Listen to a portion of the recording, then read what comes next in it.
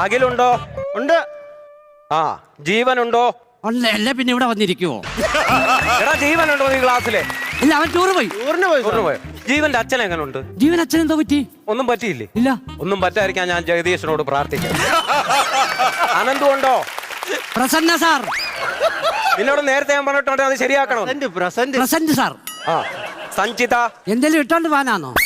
എടാ ഈ ക്ലാസ്സിലെ സഞ്ചിത ഉണ്ടോ? സഞ്ചിത? ആ സഞ്ചിയല്ല. ആ അതും ടൂറ് പോയി കൊടുത്തില്ല. ആണോ? വരുണുണ്ടോ?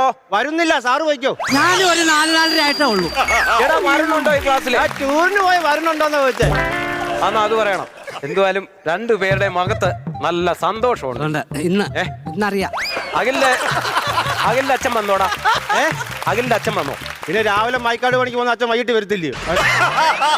നിന്റെ അച്ഛൻ ഗൾഫിലല്ലായിരുന്നു? എന്റെ അച്ഛനല്ല ഗൾഫിൽ, ഇവന്റെ അച്ഛനാ ഗൾഫില്. ആ